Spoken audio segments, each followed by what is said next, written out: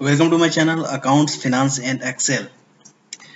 आज हम बात करेंगे अकाउंटिंग बेसिक कॉन्सेप्ट्स की। जैसा मैंने प्रीवियस वीडियो में बताया था कि मैं अकाउंटिंग बेसिक कॉन्सेप्ट्स जो है हमारे उस पे मैं डिटेल में बात करूंगा। तो यहाँ पे जैसे आप देख रहे हैं कि जो हमारे बेसिक अकाउंटिंग कॉन्सेप्ट्स हैं वो है business entity concept, money measurement concept, going concern, accounting period, cost, dual aspects, revenue recognition, matching concept, full disclosure, consistency, conservatism, materiality and objectivity।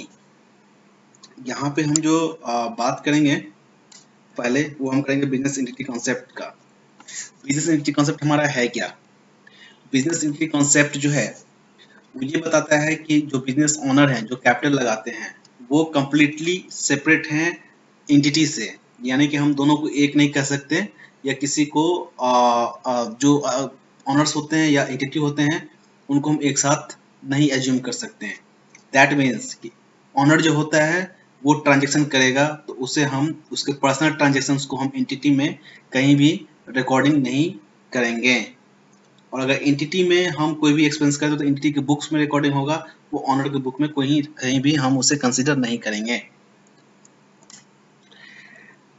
Accounting recordings जो होती है वो बिजनेस यूनिट के point of view से होती है, ना कि हम उसे ऑनर बिजनेस जो बिजनेस ऑनर होता है उसके पॉइंट ऑफ व्यू से करते हैं। ऐसा नहीं करते हैं, हम बिजनेस के एंटिटी बिजनेस के पॉइंट ऑफ व्यू से करते हैं। और जब ऑनर कोई अमाउंट लाता है बिजनेस में तो वो हम as a liability, that means की एंटिटी जो होती है वो एज ए लायबिलिटी ही उसे एक्सेप्ट करती है। और जैसा कि यहाँ पे अभी हम जो डिस्कस कर रहे थे कि ऑनर्स का जो पर्सनल ट्रांजेक्शन होता है वो एंटिटी के बुक्स में या कंपनी के बुक्स में उसे तभी हम इनफ्लो और आउटफ्लो में दिखाएंगे जब तक कि वो विड्रॉ नहीं करता एंटिटी के बुक से। तो सिंपल सी बात है, अगर ऑनर अपना पर्सनल एक्सपेंस करता है तो वो एंटिटी का नहीं है, और एंटिटी में अगर कंपनी में अगर पर्सनल एक्सपेंस होती है तो वो ऑनर का नहीं है। So both are the separate entity. So that is the actually business entity concept. अब हम बात करेंगे रिगार्डिंग मनी मेजरमेंट, जो सेकेंड कॉन्सेप्ट है। इस कॉन्सेप्ट में जो हमें जो बताया गया है कि कॉन्सेप्ट क्या कॉन्सेप्ट है, ये एक्चुअली कोई भी ट्रांजेक्शन्स और हैपनिंग कुछ भी होती है ऑर्गेनाइजेशन में तो वो मनी में ही हम एक्सप्रेस कर सकते हैं। वो टर्म जो होता है वो विदाउट मनी हम एक्सप्रेस नहीं कर सकते। वो चीजें जो सिर्फ मनी से रिलेटेड हो हम उसे ट्रांजेक्शन, आई थिंक उस ट्रांजेक्शन्स को जो है हम बुक में रिकॉर्ड करेंगे। जैसे सेल ऑफ गुड्स होता है या पेमेंट ऑफ एक्सपेंसेस होता है, रिसिप्ट ऑफ इनकम होता है, ये सारी चीजें अमाउंट में होती हैं जो हम बुक्स में रिकॉर्ड करते हैं। अब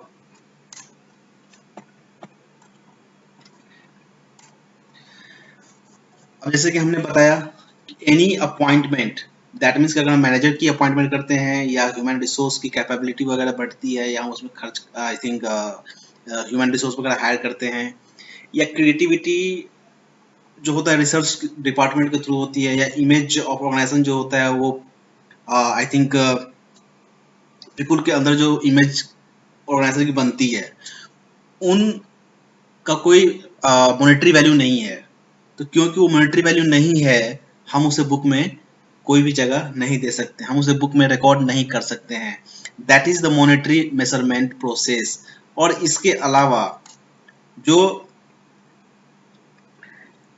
हम एसेट्स, फिक्स एसेट्स खरीदते हैं, जो फिक्स एसेट्स की वैल्यू होती है उसको हम मॉनेटरी में ही डालेंगे, ना कि जैसे कि अगर हमने लैंड खरीदा 1 एकड़ का तो हम उसमें ये नहीं डालते कि लैंड 1 एकड़, हम उसमें ये डालते कि लैंड जो है वो 2 करोड़ में हमने खरीदा था और 2 करोड़ हम मॉनेटरी वैल्यू जो होती है वो हम रिकॉर्ड करते हैं। फर्नीचर जो हम खरीदते हैं वो अगर 10 करोड़ में खरीदते हैं तो हम वहाँ पे ये डालते हैं कि हमने 40,000 चेयर्स या 10,000 चेयर्स या डेस्क हमने खरीदे, हम वहाँ पे देते हैं जो इसका एक्चुअली वैल्यू है।